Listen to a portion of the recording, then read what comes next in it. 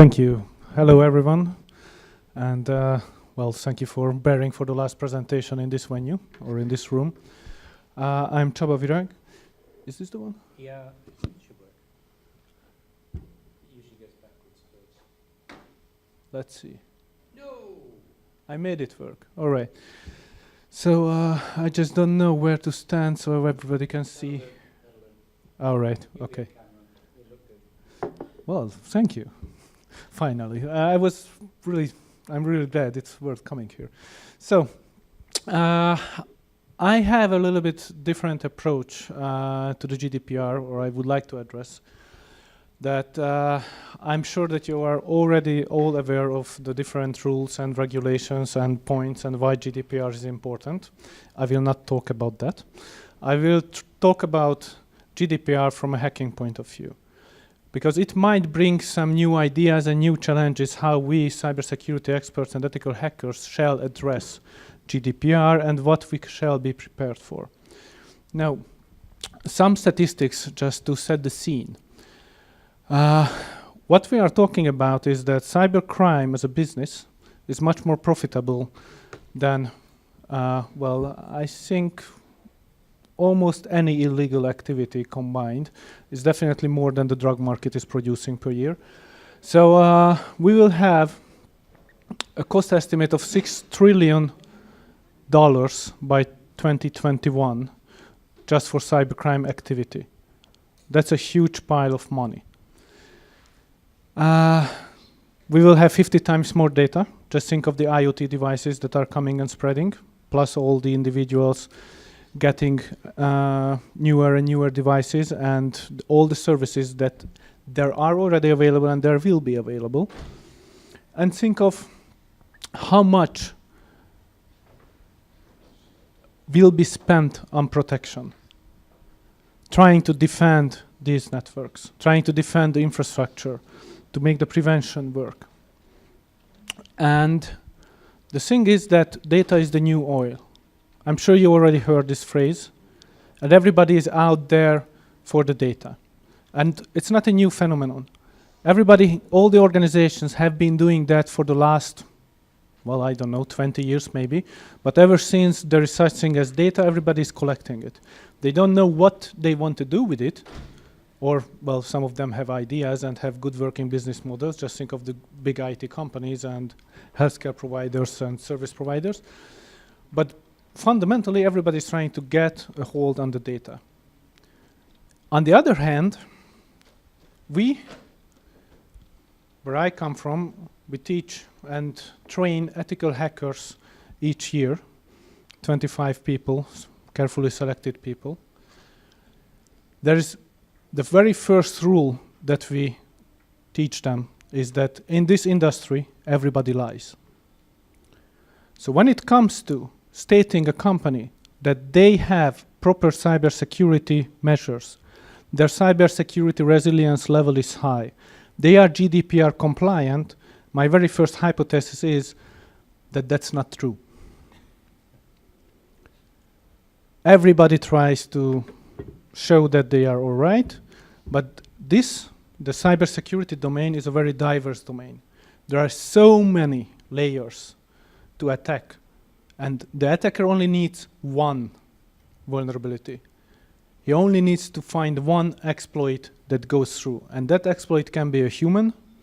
That vulnerability can be a technical one. It can be the processes. It can be anyone. So what we believe is that in order to prevent and understand how GDPR regulation can be used from an attacker point of view, for that it makes sense to understand how an attack is delivered. Usually, like 99% of the attacks, they are delivered in a very same method. First, it starts with data collection.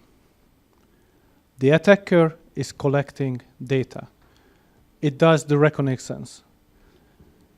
Whom to attack, how to attack, who works there, what are the openly available data, what procurements they have, what systems they have, what do people work there, what type of coding they use, is it PHP, is it Java, is it whatever, and then they find the vulnerability.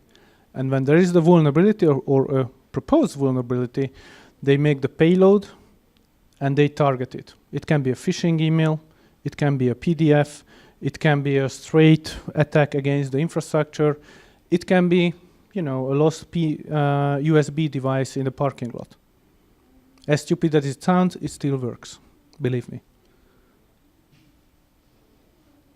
Even I found memory cards on the street lost by tourists, and I remember the challenge how to set up my own virtual environment in a secure surrounding, that maybe this is not that memory card that has been left there by a tourist, but maybe it's a targeted attack.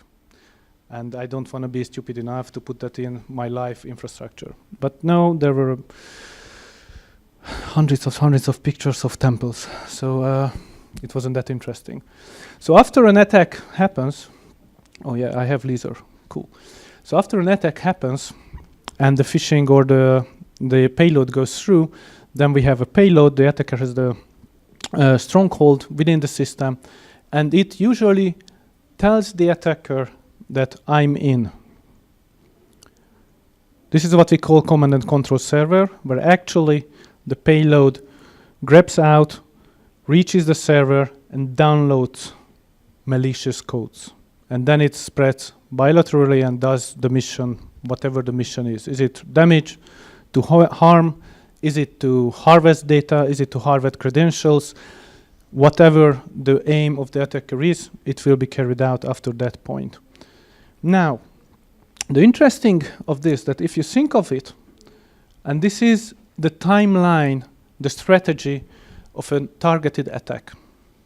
Targeted attacks do not happen that easily. It requires manpower, it requires knowledge, it requires technical background. Most of the attacks are untargeted.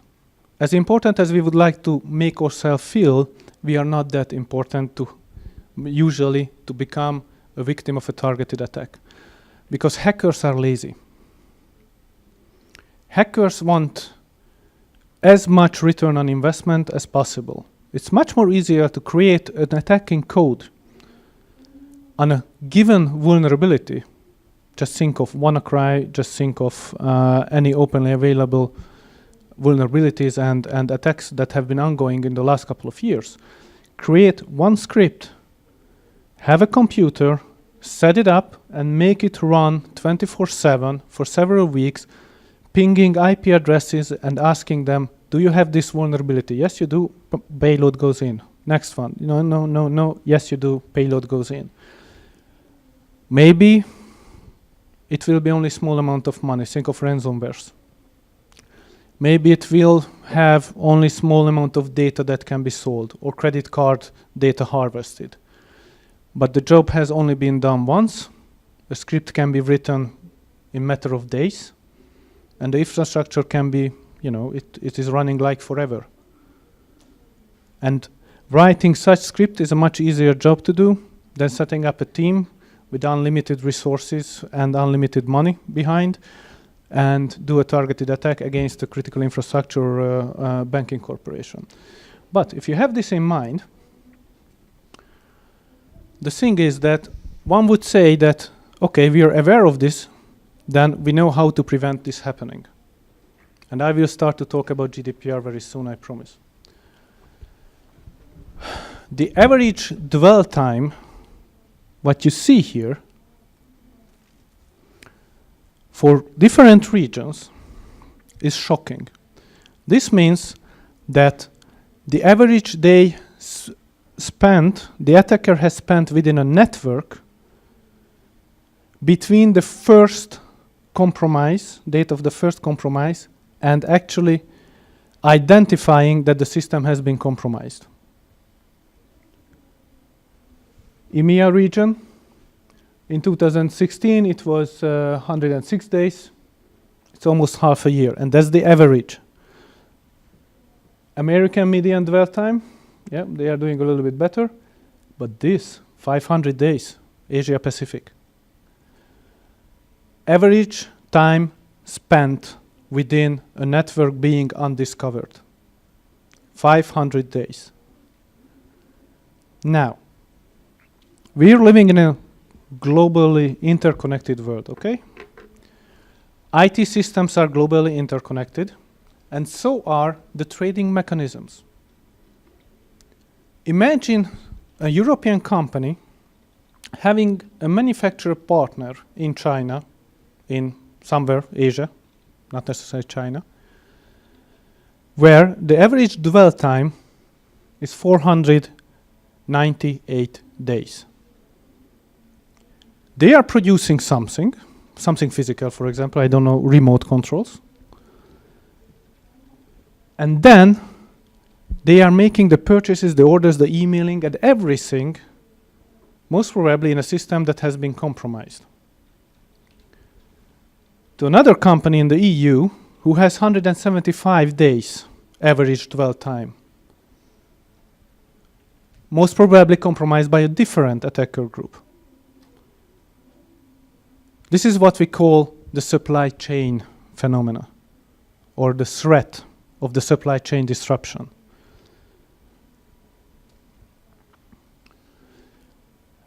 And we have newer and newer and newer attacker groups identified. The naming is not very creative, but it's very effective. So each time when some researcher identifies a new group, APT means Advanced Persistent Threat. They are the groups that actually try to stay as long within a network as possible. That's their solely aim. And within that they are manipulating data, stealing information, injecting information, causing whatever harm. That's a different topic.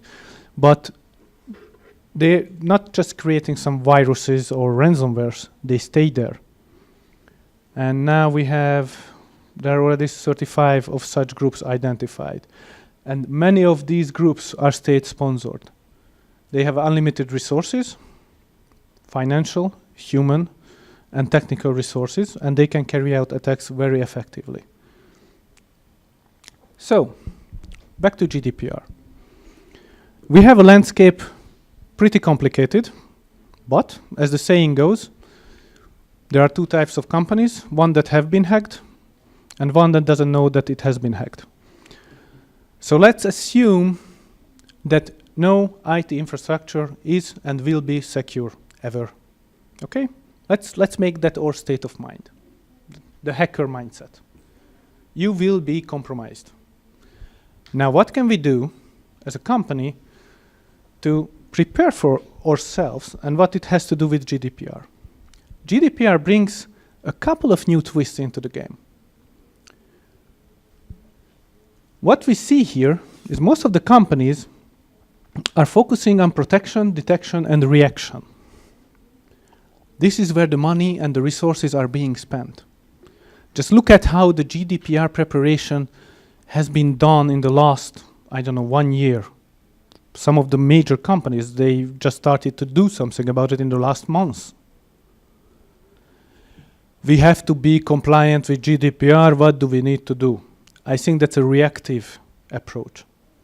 It's not GDPR as an enabler. Why cannot organizations think that, okay, here's a regulation, I have to comply to it. That's a given fact. Let's see how we can make the most out of it. How can we make it less painful, and what extra gain could we get just by being compliant to GDPR and have GDPR as an enabler for security, for data protection, for whatever processes I have or I'm lacking having in my company. What's missing is the identification and the recovery phase. So right now, what I see in my professional expertise is that organizations are reacting to cyber threats, like 80%, 90% of the cases. They are not trying to prevent cyber incidents and cyber threats happening, but they are just, praying that that given storm will not hit the fan and things will be running out smoothly. The reality is that prevention is always cheaper than reaction. And while there isn't enough money on the world that cannot be spent on these three areas, hardly anyone spends on the identification and the recovery phase. Identification means that the organization understands the threats that are coming. They apply a hacker mindset and not only focusing on, their own infrastructure, their own world, but are open to the new ideas, the new attack vectors, and they can adapt. They can adapt to risk agility and not just risk prevention or risk management. So, what does GDPR bring?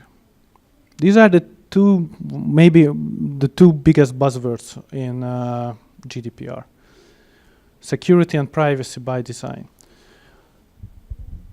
I don't know how many of you can code. If there are coders, software developers among us, maybe they can, confirm what I'm saying. Actually, if software codes were bricks of a house, people would not go in that house. They are not making a shape. You just look at them and you feel insecure. That house is about to collapse. And actually, if you look at a legacy code that has been developed by multiple people over years, and we do not touch that piece of code because we don't know what that does. But if we mess it up, nothing will work, and we cannot reach the guy who actually developed that 5 years ago because he has been hit by a tram. And that's a true story, even in the critical infrastructure. So, and organizations are carrying this code, heritages or I would say poison with them, and they are developing newer and newer solution on that. Imagine, I come from Hungary. In Hungary, we have a subway that has not been renovated since the Soviet era. Actually, since 1970, when it was, made. Imagine a Japanese high-speed train put on that infrastructure and going with 600, I don't know how many kilometers per hour. I'm pretty sure you can imagine 50-year-old railway technology in Hungary coming from the Soviet era, how it looks like. Well, it does feel like that, yes, what you just imagined.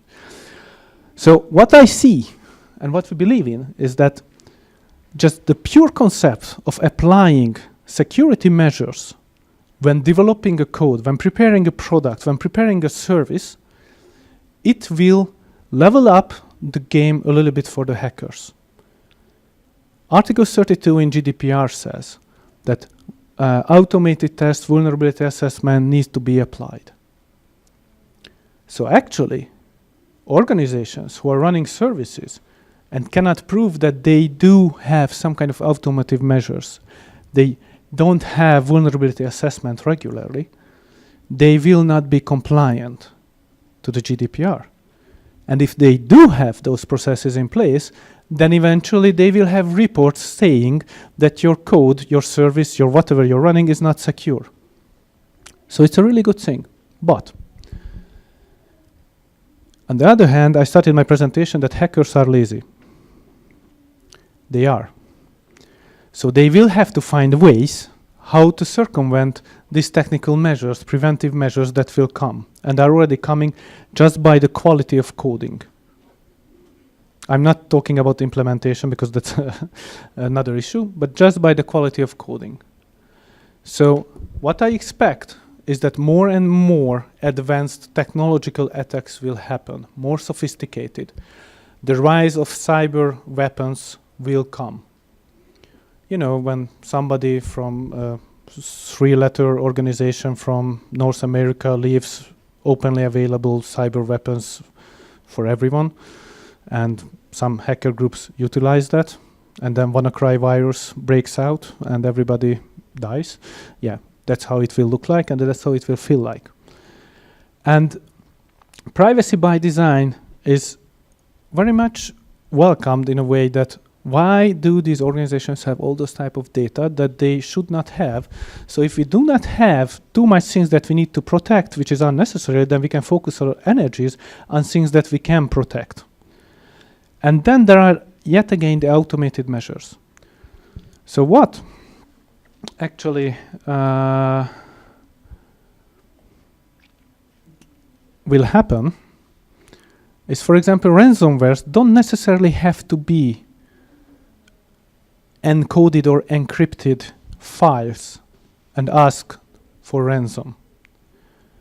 But what if a hacker hacks someone, steals the data, compromises the data, and then contacts the organization that, hey, well, you're not GDPR compliant, you have two choices, pay me 10 million or pay the EU 20 million, it's your choice.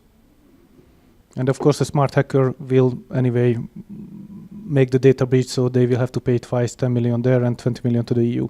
But that's a different issue. And the changing attack landscape that I already addressed. So, what can we do about it? First of all, utilize the ethical hackers. Ethical hackers are like the immune system of the cyber world.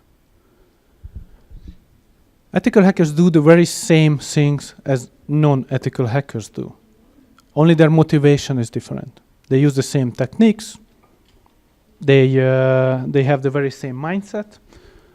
But what they do is mainly legally. And if they have the paper to do that or the assignment to do that, then it's completely legal. And I would like to highlight this very small difference, mainly legal. In some of the countries, even in the EU, for example, in Hungary it was a big issue, but I'm sure that there are other countries like that. There is no proper responsible disclosure applied at organizations. So if I, as ethical hacker, find a vulnerability, well, you know, just browsing around and I find a vulnerability and I would like to contact the company like, hey, guys, fix this because it can be an issue because of this and this and that. Then in several countries, the culture of how to do it is missing. The regulation is missing. In Hungary, there has been a huge debate because the guy hacked something and then it was immediately in the newspapers, causing more and more hackers hacking the portal, and we did not really consider being ethical at all. But there was no culture and no regulation how to disclose that information. So one message that I have is as an organization who is handling data, who would like to utilize the power of ethical hackers, and a lot of ethical hackers, white hat hackers, are doing this job for free or for bounty hunting, for some bits and pieces of money. They are willing to disclose this information, but for that, the organizations have to support it. And this, yet again, directs us back to the GDPR regulation, where transparency is a key. So once the breach is done, once the hacking is done, organizations have to respond to it, have to report it in 72 hours, and have to be very transparent about how they are handling that information, how the breach was going, what data is being affected, what countermeasures are, what are the suggestions. So this is, again, a communication issue in my understanding. I have been talking about preventive security, so ethical hacking, vulnerability assessment, transparency, and one key issue, it's encryption. I would say proper encryption. In the beginning of my presentation, I said everybody lies. I asked our client, do you have encrypted data? Yes. Is it secure? Yes. So your private data, the individual data is encrypted? Yes. What type of encryption you use? MD5. Very good. It has been breached for the last 10 or 15 years. That's not encryption. It's like having a password 1, 2, 3, 4, 5. It's a password. It looks like one. Yeah, the most popular password in the world. So what I mean is that having proper encryption, up-to-date encryption, know how to store the keys. I know it brings challenges, but even, and that's a preventive measure, and I think it's still cheaper to encrypt the data, use proper encryption, use proper key management, and when the breach comes and the hacker extracts those data, what can he do with it without the key? Yeah, there has been a breach at our organizations. We have to admit it. We advise all our customers to change their password, blah, blah, blah. But we use this and this and this and this type of encryption. Well, in the next 5 years, most probably computing capacity will not be available to break it. Yeah, let's not talk about legacy encryption and quantum computing coming, but that's a different topic. So, another thing is that know your enemy. This is what we call cyber threat intelligence, or that's the aim of cyber threat intelligence. What type of attacks are coming in my sector, in my region? What type of hacking group activities are active? How can I prevent them? Or what type of prevention can I apply? What are the mitigations for those? An example, sometimes I'm pretty sure you get emails from your bank stating that we will never ever ask for your password, we will only send this and this and this information, do not click on the link, whatever. Usually these emails happen based on cyber threat intelligence is when there's an indicator that says that different hacking group activities will try to do phishing emails with customers, with clients. If that happens, let's go back to GDPR. The client will click on it. You know, it's always the user. Will click on it, will go to a fake website, and will use her own private credentials. And that's private data. Was the system compromised? No. Is the organization responsible for the user sharing willingly her own private data? No. Will he try to make the organization responsible for it? I let that question in the air. Stick it there. Awareness. We can have the best technology available as an organization. We can have the best defense mechanisms, services, SWAT commando, whatever you can imagine. But if people do not understand how to use technology, and they do not understand what cyber threat means and is about, then it will just not work. People need to be trained, not just technically, how to use a firewall or how to set up some system or how to do secure coding, but the end user has to be taught too. Why it matters, what cybersecurity is about. And ethical hacking, gamification, and cyber exercises. And actually, so far I have not met any other better approach to testing how big a lie is than doing a cyber exercise where actually organizations have to show, okay, we claim to have this, let's run an exercise. It's like a military exercise.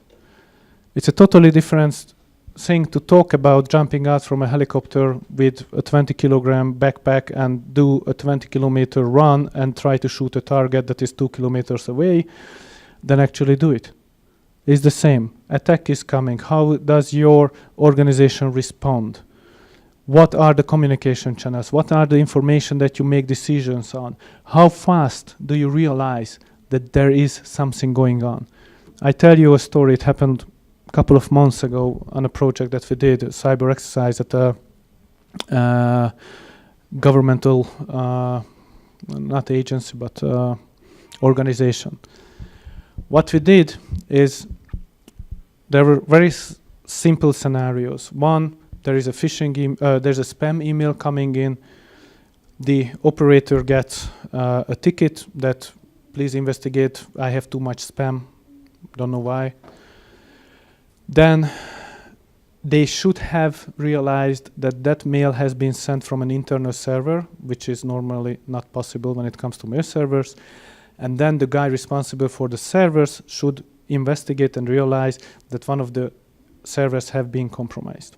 It's not working and it has been compromised. So what happened is that after some hints and helping them, they realized that they should investigate the email. They realized that the IP address that is coming from is from the internal network, of their own internal network. And then finally, the two guys communicated. The mail server guy and the system administrator guy, they usually don't talk to each other, they hate each other. So they had to talk to each other.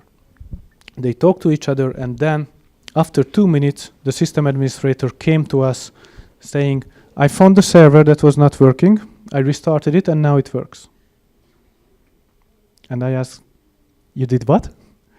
Well, I restarted it. I do that every day. You know, all the developers, they always mess up the servers, so I know how to restart the Tomcat server pretty fast.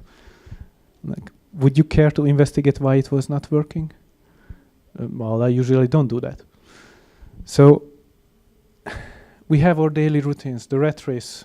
Yeah, developers always complain it's not working, this is how we restart it.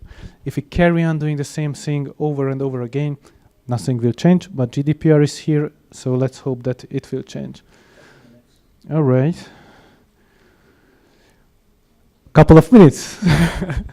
So that was it. I hope I added to the topic from a different point of view, and I'm open to questions if you have any. Yes? We have to think of the online audience. The large online. Thank you. Best practice to keep a private case for you? Best practice? For keeping private case. Oh, private case. Okay. Yeah. Private keys, I don't believe that there is one universal solution fitting everyone. It will always be an issue. Let me tell you a story when, well, the core majority of our experts and funding members have been working for a governmental agency protecting the cyberspace. And the key management has been an issue there too, but there was a lot of confidential and encrypted data. So what needed to be addressed is that actually there was always a limitation, a validity limitation of the key when it expires, but that would mean that you have to open all the encrypted data with that key and re-encrypt it with a different key from time to time. And actually there was a guy doing nothing else but this. So that's one approach. And a company-wise, the very basic standard is that you don't store your private key next to the public key, next to the encrypted data. And many organizations lack this approach.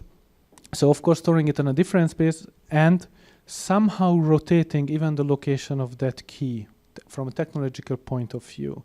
I think this is, and of course, giving only necessary access, so need to know base and access to have base approach, who has access to those servers, who can see those key, and how that key is being utilized through the development and administration process. But I think these are just the basic common sense approaches. The pure technological one depends on the organization. Anyone else? Yeah? Oh, we have another. I also got one question about the numbers or statistics in comparing open source software and closed source software, which is more hacked. I'm afraid I'm not prepared with that statistic. But if you just think from the hacker point of view, and if I don't know whether you are familiar with openly available information, threat information, but there are portals like CVE Details, which is a huge portal collecting vulnerability information openly available to anyone. And you can, if you go on that website, and there are a couple of others, if you go on that website, then you can make a comparison how many Microsoft products, how many, so licensed or closed development products, how many open source products are affected. The key issue is if you look at the hackers, and I said that hackers are lazy and they want to have a huge return on investment. They are like any other multinational organization. The biggest impact they can have with the smallest amount of invested effort, that's what they will do. So I would say that there is not that much Linux or Apple-oriented malicious code available as there is for example, Microsoft platforms. The reason for that is that Microsoft has 92% of market penetration. Why would I care about Linux end-user machines if it's only 1.5% market penetration? Of course, I would aim for the 92%. I only need to find one vulnerability in that. So I think it's we can compare open source and non-open source solutions, but at the end, it will depend where the money is and where the biggest impact can be made. Right, ladies and gentlemen, that's us. I have to say that there are very few speakers from the IT world that are as entertaining as you. Thank you. Well done, and put the subject over so well. Well done, sir. Thank you. Thank you. And